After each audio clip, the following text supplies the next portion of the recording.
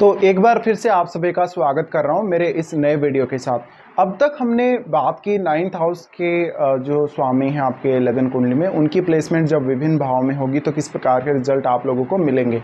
इस वीडियो में अब ये अंतिम भाव के लिए हम बात करने वाले हैं। तो अगर आपका 9th लॉर्ड, आपका लगन कुंडली का 9th हाउस का स्वामी आपके लगन कुंडली में 12वें भाव में स्थित हो, 12वें भाव में बैठा हो, तो ऐसी कंडीशन में आप दोनों भावों को कैसे कनेक्ट करके देख सकेंगे, कौन कौन से इफ़ेक्ट्स, कौन कौन से रिजल्ट्स आपको इस कंडीशन में देखने को मिलेंगे।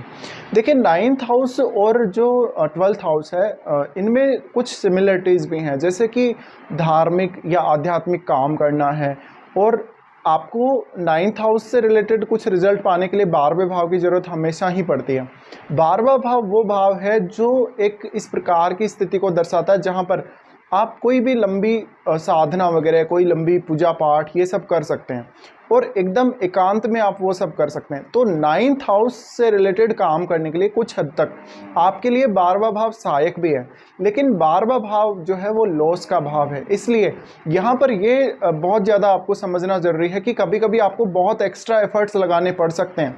अब यहाँ पर सबसे ज़्यादा डिपेंड करेगा ग्रह पर और राशि पर कि आपका 9th लॉर्ड कौन है और आपके 12वें भाव में राशि कौन सी है, 9th हाउस में आपके राशि कौन सी है। जिस प्रकार की आपकी राशि होगी उसी प्रकार का उसका स्वामी होगा, और जब वो 12वें भाव में आपके बैठेगा, 12वें भाव में जब वो स्थित होगा तो वो वैसा ही इम्पैक्ट अपना 12वें भाव में डालेगा।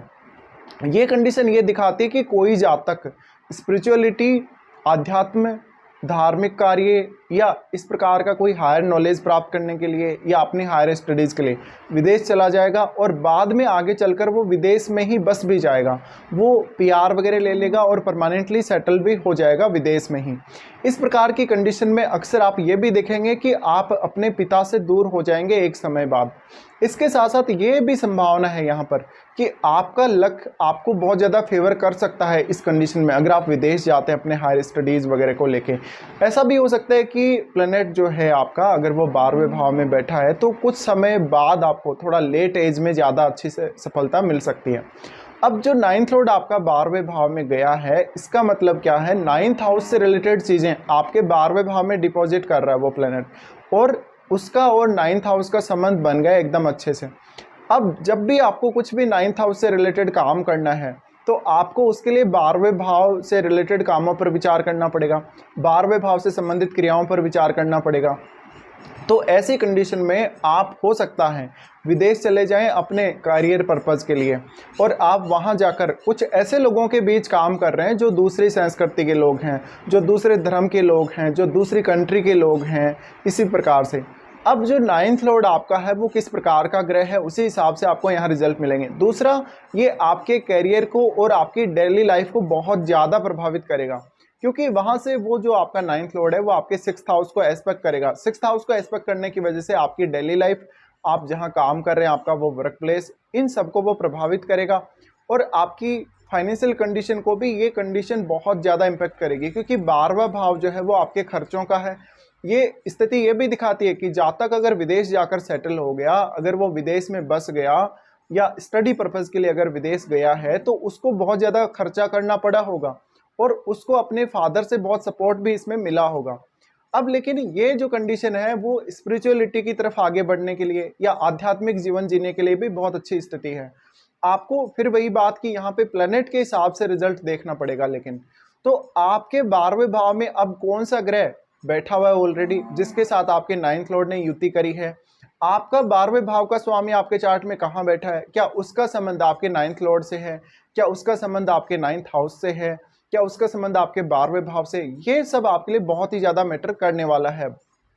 तो जो 9th लॉर्ड आपका 12वें भाव में गया है, अब आपका हायर एजुकेशन का संबंध आपके 12वें भाव से भी हो सकता है। तो कोई जातक ऐसा जो आपको लगे ऐसे फील्ड में काम कर रहा है जहाँ पर वो कोई किसी को राहत पहुँचाने वाले काम कर रहा है, जैसे कि आप कोई ट्रीटमेंट लेते हैं तो ट्रीटमेंट में डॉक्टर वगैरह का, जैसे इस प्रकार के जितने भी कार्य हैं, या कोई भी इस प्रकार का अन्य भी कार्य हो सकता है, या कोई ऐसा व्यक्ति हो सकता है जो हायर स्टडीज़ के लिए कोई ऐसा विषय चुने, जैसे फॉरेन कंट्रीज़ में जो लोग ट्रेवल वगैरह करते हैं तो कोई ऐसी सर्विस से रिलेटेड विषय को वो चुन रहा है। इसके साथ साथ ऐसा जातक अध्यात्म को चुन सकता है, किसी भी धार्मिक विषय को भी चुन सकता है।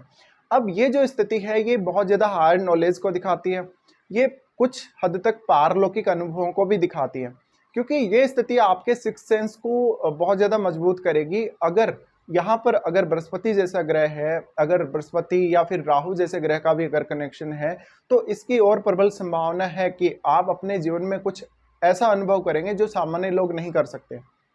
नाइन्थ लॉर्ड अगर 12वें भाव में चला गया, तो नाइन्थ लॉर्ड के 12वें भाव में जाने की वजह से इस बात की पॉसिबिलिटी बहुत अधिक बढ़ गई कि आपका इमेजिनेशन पावर बहुत अधिक बढ़ गया है नाइन्थ हाउस से रिलेटेड कार्यों को लेकर। तो ऐसे में जो भी आप ज्ञान अचीव करेंगे, जो कुछ भी आप सीखेंगे, उसके लिए अपनी इमेजिनेशन स्किल का अवश्य ही यूज करिएगा। इसके अलावा ऐसा भी हो सकता है कि नाइन्थ लॉर्ड आपका 12वें भाव में चला गया, तो आपको लंबे समय तक अगर आप विदेश चले गए तो वहां पर अकेले में समय बिताना पड़ सकता है, और ये आपके बहुत ज्यादा फेवर में भी जा सकता है या फिर कभी कभी फेवर में नहीं भी जाता है। अब आपके 12वें भाव में कौन सी राशि है, 12वें भाव पर आपके कौन कौन से अन्य ग्रहों की दृष्टियां हैं, वो आपको देखना है। इसके साथ साथ जो आपका नाइन्थ लॉर्ड 12वें भाव में स्थित है वो क्या वक्री तो नहीं है, या उसने किसी भी अन्य ग्रह से संबंध बनाया है, दृष्टि संबंध या युति, वो सब आपको चेक करना है। अब यहाँ पर आपका वो जो ग्रह है वो आपके सिक्स्थ हाउस को तो निश्चित रूप से देखेगा ही। अगर बृहस्पति जैसा ग्रह है, अगर मंगल जैसा ग्रह है, तो वो कुछ अन्य भावों को भी एक्सपेक्ट करेगा। तो उस हिसाब से आपको अब विचार करना चाहिए।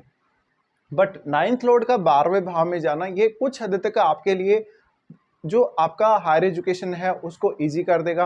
आपको, यानी इस प्लेसमेंट की वजह से ज़्यादातर सोचने समझने के लिए ज़्यादा समय मिल जाएगा, या आपको कुछ इमेजिन करने के लिए ज़्यादा समय मिल जाएगा पर्टिकुलर जिस भी फील्ड में आप काम कर रहे हैं उस फील्ड के लिए। इसके अलावा ये जो स्थिति है वो आपकी रुचि को और ज़्यादा बढ़ा देगी आपके किसी भी पर्टिकुलर स्टडी में या अपने पर्टिकुलर किसी भी काम में। तो यहाँ पर आप अपने आप को बहुत समय तक ऐसा हो सकता है कि अकेला पाएंगे, और आप इसी वजह से लाइफ में ज़्यादा सक्सेसफुल हो सकते हैं, क्योंकि जब आप अपने आप को अकेला पाएंगे, आप एफर्ट ज़्यादा लगाएंगे तो वास्तविकता पता लगेगी आपको, और आपको इस प्लेसमेंट की वजह से ज़्यादातर भाग्य के सहारे नहीं रहना है, अपना खुद का एफर्ट ज़्यादा से ज़्यादा डालना है। अब वो प्लेनेट क्योंकि सिक्स्थ हाउस को देख रहा है, सिक्स्थ हाउस को देखने की वजह से वो आपकी डेली लाइफ को भी बहुत ज़्यादा इम्पेक्ट कर रहा है। तो अब आप अपनी डेली लाइफ को कैसे प्लान करते हैं, आप अपने खर्चों को कैसे प्लान करते हैं, आप अपने वर्क प्लेस पे अपने कार्यों को कैसे प्लान करते हैं, उन सब को भी ये प्लेसमेंट बहुत ज़्यादा इम्पेक्ट करने वाली है।